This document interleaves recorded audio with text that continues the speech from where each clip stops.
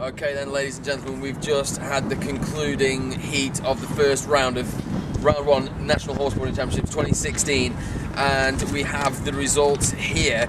So we're going to have a little chat about it as well. Yeah, definitely. In the novice, we had In It to Win It, that's the little team. The Shetland, they came third, and then we had Pony Express, the new team as well. Again, first competition. Had a great time over the weekend. Fought really hard out there in the arena. They were a bit off top spot in the novice category, but brilliant run. And commentate, I saw them between the heats, and they were saying how friendly everybody was, and that they were really keen to get involved. Yeah. And quite surprised that the top boarders would be even like supporting them or giving them advice, which is the way it works at horseboarding. Everybody helps everybody. And then first place, brilliant team. Really want to see how these guys develop bruises easily. They were miles ahead of the rest of the competition. They looked like they should be competing for top spots in the elite. Brilliant to see them run. Loads of experience gained this weekend in the phenomenally tough ground. I've just been over to this corner where so many of them went down. Absolutely, like the divots are huge, and they handled it really nicely. Can't wait to see them in the upper echelons of the sport. Yeah, we'll just move this way because the showground, as you can see, the showground is literally packing down around us. Here at Living Heritage. So here we go with the intermediate category. This was an excitement. In 5th place, we had limited edition. Remember all the talk before the competition about how limited edition we're going to take away. And they wanted to win it. They were on about just how long is it going to take us to get into the elite. Poor old Lloyd did not have the weekend he wanted. Let's move back again. There's more people moving out of the showground. It has been a fantastic show here. Actually, they did really well to get it on here at Suffolk. So it's been brilliant to be here. Yeah. So limited edition had a bad. They've still got 5 points in 5th place, but it's not going to help them. Their campaign for the season. In 4th place, Despicable Minions. Not a bad finish for them. Steady runs all rough weekend. day for Simon today. I don't think he actually completed a run on the second day. So I mean, he took hit after hit after hit. Very tough day for him.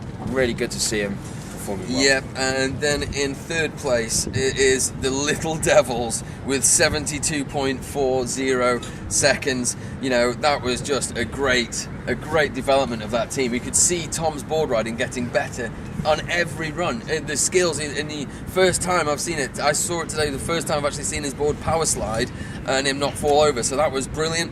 2nd place, and this is where the battle really was fought out, was Halter Ego with 60.08 seconds, and then in 1st place was Sudden Impact, 58.03 seconds, so basically a 2-second lead, and a really good racing from both of those teams. They're only going to get better as well. Sudden Impacts are only going to just storm that. I can't see them being in the intermediate category for long. No, not at all. So, and then we're going into the elite, and this is not a kind of thing you would expect to be reading out. No.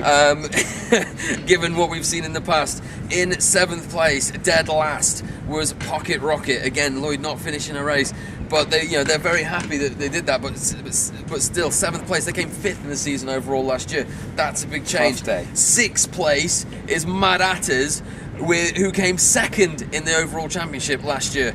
That's a big change as well. You wouldn't expect to see that. Then we're talking about 5th place, Bored Senseless. They were in the fight a little bit. The ending time was 86.47.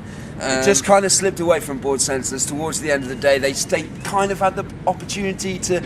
A perfect run would have changed the end results, but it just wasn't there for them. But they're going to get there. And they went for that perfect run. They really did. They raced hard, and there's a real good crash came out of it. Yeah. Which unfortunately a lot of these races did end up with very, very good crashes. Then we'd go to 4th place. Dragax stole it away just at the end. They were sitting We told back. you all the way through it. Watch out! They can still do it in their last run. It was actually their 2nd to last run. Got themselves in the money. So they got themselves into the 4th position, and then we're talking 3rd place. We haven't mentioned them yet. They held on to it. They would try to get a bit higher, but didn't quite make it. And I don't think it matters because they were just over the moon. Consider it done. The Gypsy Cob, and with Rosie, it's the first competition back from having almost a 2-year break after breaking a leg at home, not doing horseboarding. But that absolutely amazing day to see.